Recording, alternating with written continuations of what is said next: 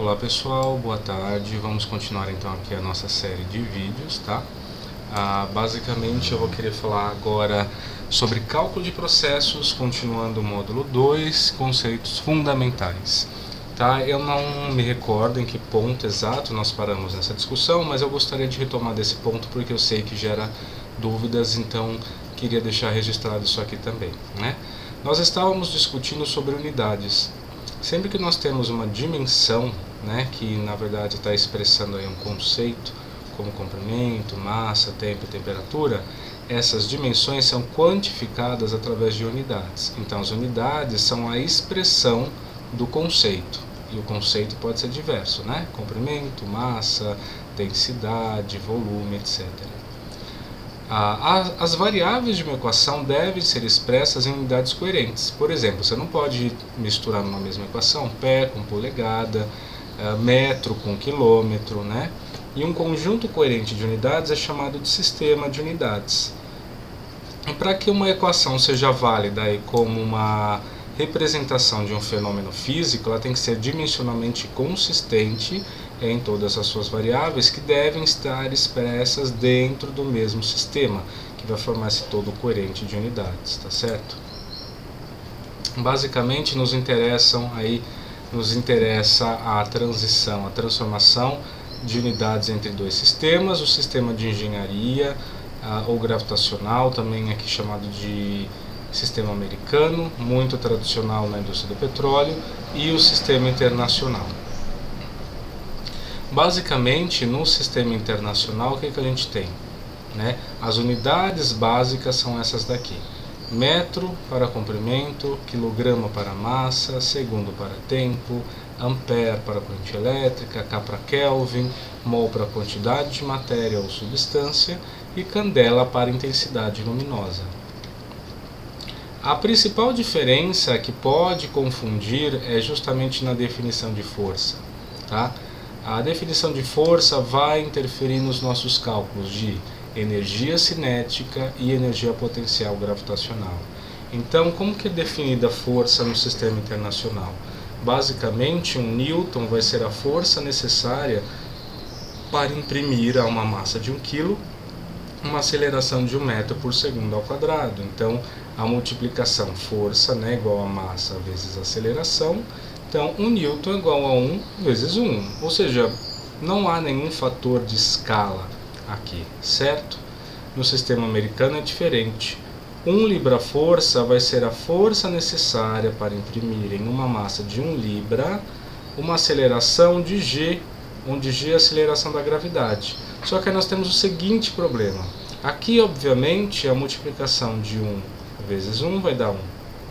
Aqui g no sistema deles é 32,2. 32,2 vezes 1, obviamente, não é 1, é 32,2. Então eu preciso de um fator de conversão que compense isso para que esta multiplicação de massa por aceleração dê 1. Por quê? Basicamente eu estou forçando que a unidade de força se comporte dessa forma. Então vai aparecer aí um fator, aí uma constante de conversão, tá? Aqui não está essa constante de conversão, pessoal, ela vai ser definida como justamente 32,2, né? O GC vai ser o inverso dela. Numa postagem subsequente eu coloco aí algumas anotações aí, algumas coisas sobre esse fator aí, tá bom? Para vocês acompanharem melhor. Mas basicamente, qual que é a consequência aqui? Calculou energia cinética, meio de mv quadrado. Então a energia cinética vai ser, na verdade, meio de mv quadrado dividido por GC, onde GC é um fator de conversão que é igual a esse 32,2. A energia potencial gravitacional próxima à superfície terrestre, mgh, só que mgh dividido por GC, onde GC é 32,2, tá?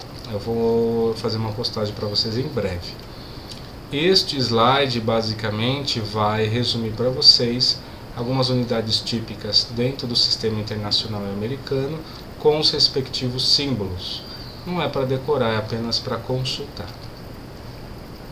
Conversão de unidades trabalha como se fosse uma operação, uma máquina, né? Que transforma uma unidade x expressa em unidades 1 em unidades U sobre 2. E o fator de conversão é o fator que anula as unidades U1 e faz sobrar as unidades U2. Basicamente aqui vai ser expressa a regra de 3, os valores que vocês encontram na tabela aí para justamente fazer a conversão. Por exemplo, quero transformar 10 metros em pé. Eu sei que o fator de conversão é 3,28, metro tem que estar, o que eu quero eliminar tem que estar no denominador, para cancelar metro com metro. Então, eu sei que há 3,28 pés para cada metro. Então, cancela metro com metro. Então, essa conta, 10 vezes 3,28, vai dar 32,8 pés. Tá? E o mesmo aqui para as demais, né? Quero transformar metro quadrado em pé quadrado. Eu sei que existem 3,28 ao quadrado, pés quadrados em cada metro quadrado cancela com metro quadrado, sobra aí algo em pé quadrado. Relembrando o conceito aí de quantidade de matéria, pessoal, quantidade de matéria, basicamente 1 mol de alguma coisa vai ser este número aqui de partículas, elétrons, prótons, etc. né?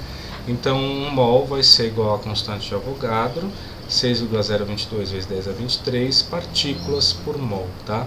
É como se fosse a dúzia no contexto aí microscópico e submicroscópico. A tabela periódica dos elementos ela vai ser muito útil para a gente porque a gente pode extrair informações acerca de massa molar. Por exemplo, vamos pegar aqui gás hidrogênio. Gás hidrogênio, basicamente o que a gente pega aqui o número aqui embaixo é justamente a sua massa atômica, que é 1,00, vamos aproximar por 1, certo? O gás hidrogênio é formado por 2 átomos de hidrogênio. Então, a massa molecular vai ser 2 unidades de massa atômica. Aí pergunto, quanto que então é a massa molar do gás hidrogênio, o gás H2? Vai ser também 2. Só que 2 gramas por mol. Perceba, é o mesmo número, só mudou a unidade. Vamos pegar outro exemplo? Você tem aí 1 mol de átomos de carbono, tá? Eu sei que um átomo de carbono tem aproximadamente 12 unidades de massa atômica. Quanto vale 1 mol, quanto pesa, né? Qual é a massa, na verdade, de 1 mol de átomos de carbono? 12 também, só que 12 gramas por mol. Então perceba, os números que eu extraio aqui, as massas atômicas, são os mesmos para formar a massa molar, tá? Então a massa molar, por exemplo, do NaOH, vamos ver aqui, onde está o Na, pessoal? O Na está aqui, ó, 22,98, né? Então eu tenho 23 unidades de massa atômica, é o sódio. O O tem 16, então 23 mais 16 vai daí basicamente 39. Só que eu tenho NaOH, 39 mais 1, 40. Então, uma espécie NaOH tem 40 unidades de massa atômica.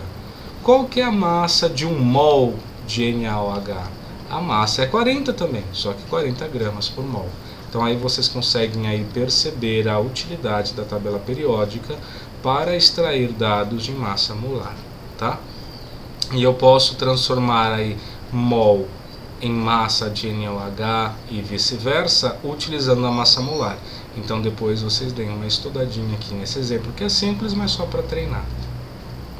As vazões, pessoal, a gente pode expressar vazões no contexto de processos como vazões mássicas, né, quilogramas de por hora, como vazões molares, quilomol ou mol de por hora, por segundo, ou volumétrica, que geralmente é o mais fácil aí da gente medir nos processos, né, metros cúbicos de por hora, por exemplo. Se eu tiver mais de uma tubulação, mais de uma substância, a massa total vai ser a soma das massas de cada uma delas, tá? É só isso que esta equação está simbolizando. Um outro parâmetro bem importante para a gente é o parâmetro de densidade. Densidade, basicamente, é a quantidade de matéria por unidade de volume. A mássica é expressa, por exemplo, em grama por centímetro cúbico, libra por pé cúbico. A molar expressa aqui em grama por mol por centímetro cúbico, libra mol por pé cúbico, por exemplo. A densidade é uma propriedade termodinâmica, tá? Que depende aí da temperatura. A água tem um comportamento anômalo, né? Conforme vai resfriando, a água resfria até o ponto que ela congela e depois se torna menos densa que a água líquida, por isso o gelo flutua. E isso tem várias consequências até sobre o aparecimento da vida na Terra, tá? E as condições adequadas aí na Terra. Um exemplo, eu posso extrair um dado, por exemplo, de densidade molar a partir da equação dos gases ideais, tá certo? Lembrar que PV é igual a nRT, N sobre V, pessoal, o que é isso? É uma densidade molar, não é? Quantidade de matéria por volume. Então, se eu passei o V dividindo, o RT passa dividindo. Então, fica NV igual a P dividido por RT. Ou seja, a densidade molar é P sobre RT. Eu posso fazer o mesmo raciocínio transformando quantidade de matéria em massa, utilizando a massa molar, e vou chegar aqui a densidade para um gás ideal, PM sobre RT. Qual que é a utilidade dessas equações? A partir do conhecimento da pressão e da temperatura de um gás, consigo calcular a sua densidade a partir da equação dos gases ideais. Aqui eu não vou trabalhar explicitamente, isso fica para a revisão de vocês, tá? Transformar massa em volume, volume em massa, sempre usando densidade, uma massa molar, por exemplo. Aqui apenas para lembrar esses conceitos, eu recomendo que vocês refaçam esse exercício aqui, esses 3 exercícios. Volume específico e volume molar é o inverso da densidade, né, pessoal? Então ele vai ser 1 sobre ρ. Se densidade era grama por centímetro cúbico, volume específico vai ser centímetro cúbico por grama, por exemplo. Se densidade é libra por pé cúbico, volume específico pé cúbico por libra. Isso foi bem importante em termodinâmica. Aqui para a gente em cálculo de processos vai ser um pouco menos, mas fica aqui registrado. Misturas. Se eu tenho um ponto de um determinado processo onde eu tenho mais de uma corrente, eu posso caracterizar essa mistura, a importância relativa de cada substância, principalmente aqui pelo meio de frações, além de concentrações e propriedades de misturas, mas para a gente frações vão ser muito importantes. Então eu relembro aqui com vocês o conceito de fração mássica, tá certo? Basicamente, o que vai ser a fração mássica de uma substância aí? Vai ser a massa dessa substância no sistema dividido, cuidado, esse M não é de massa molar, é massa total. Se eu estou dividindo massa por uma outra massa, a conclusão que eu chego é que a fração mássica é adimensional. E além disso, a soma de todas as frações tem que ser sempre igual a 1. Vamos verificar aqui nesse exemplo numérico que isso funciona? Imagina que vocês tomam só um pouquinho de água aqui, pessoal. Peraí. Imagina aqui que você então tem uma mistura de propano, butano e pentano. Tenho 5 kg de propano, 15 kg de butano, 30 kg de pentano, totalizando 50. Fração mássica é massa daquela substância dividido pela massa total. Então 5 dividido, qual que é a fração do propano? É a massa dele, 5 dividido por 50, que é 0,1.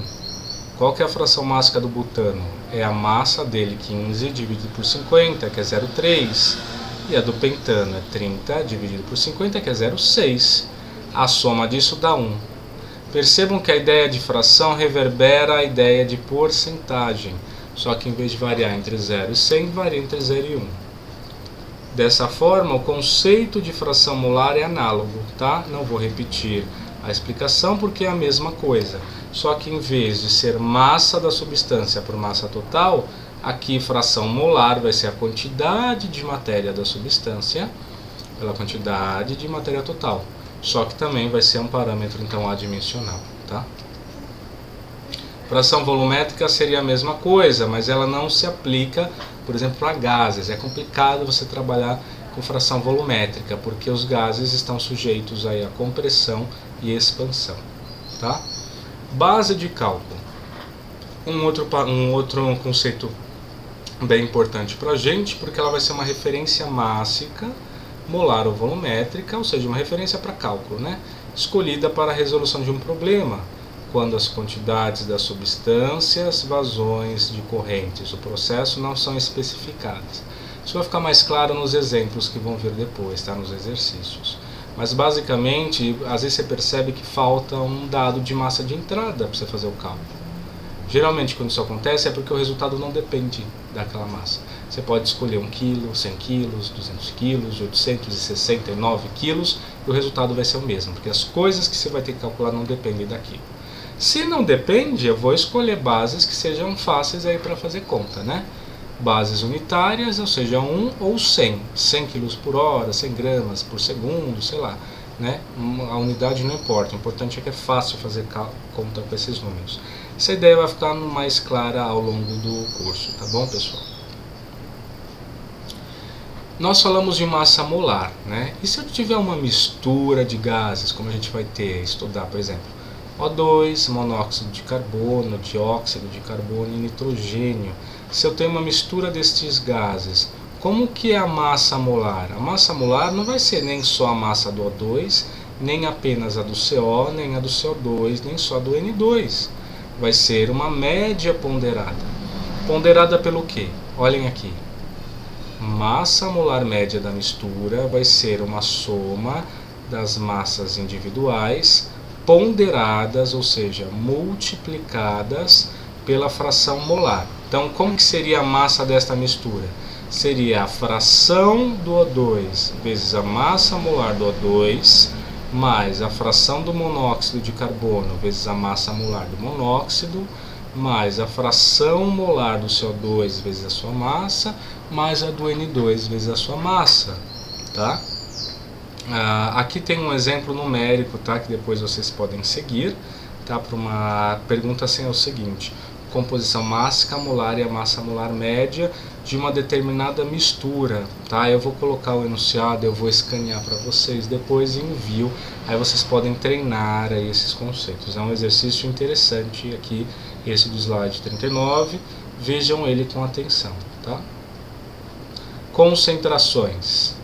Eu posso expressar em termos mássicos, grama por litro, quilograma por metro cúbico, libra por pé cúbico. Posso expressar em termos molares, como mol dissoluto por volume de solução, né? Mol por litro, mol por metro cúbico, ou parte por milhão. Não tem muito segredo aqui. Para terminar, pessoal, na verdade, penúltimo conceito, relembrar o seguinte: pressão. A pressão absoluta, então imagina que você tem um manômetro em U, você tem gás aqui. Eu sei que quanto mais gás, mais pressão, mais eu empurro esse menisco para baixo, mais esse menisco vem para cima. Imagina que tem mercúrio aqui dentro, tá?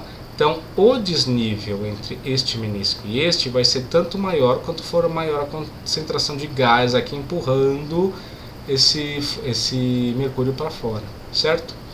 Há duas maneiras de eu fazer a pressão. Eu posso fazer a pressão contra o vácuo ou contra a atmosfera. Percebam o seguinte: se eu faço a medição contra a atmosfera, o gás que está aqui dentro empurra para cá, só que a atmosfera empurra para baixo, então está contrabalançando. Então, se eu meço 3 atm aqui, não é de fato 3 atm, porque tem uma atmosfera fazendo contrapeso lá fora.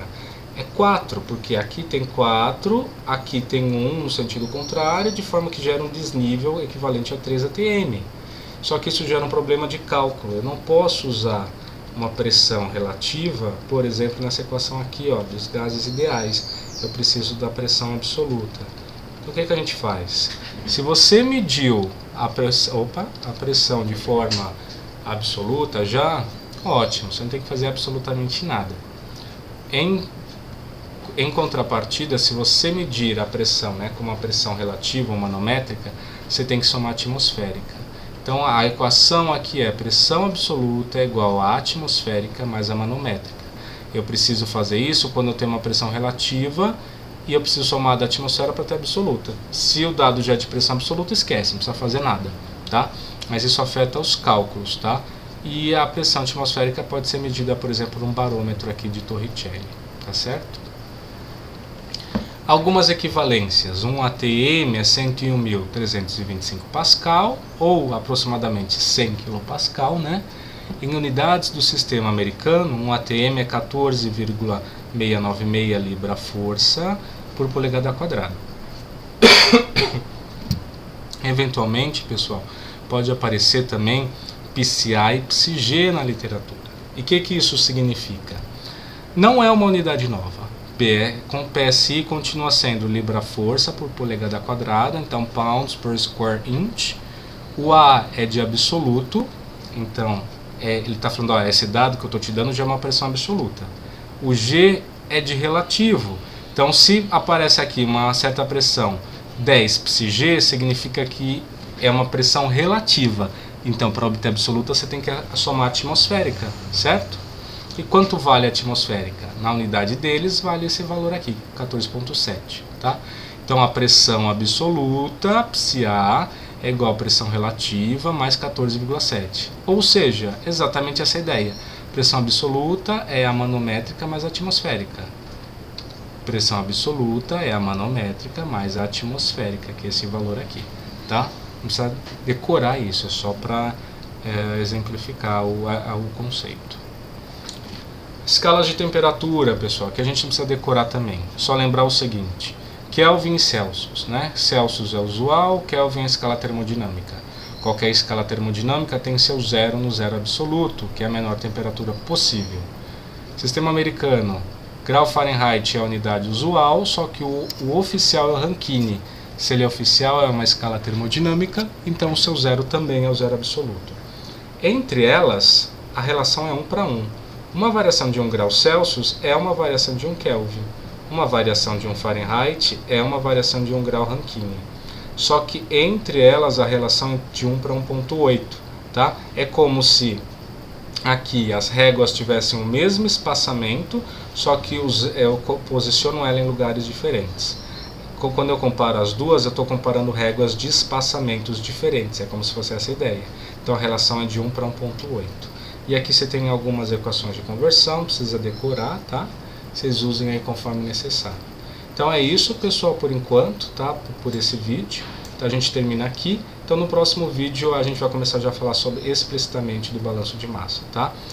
Fiquem atentos aí às postagens, tanto de material escrito, eventualmente algum exercício para treinar, quanto os vídeos, tá bom, pessoal? Um abraço e boa semana.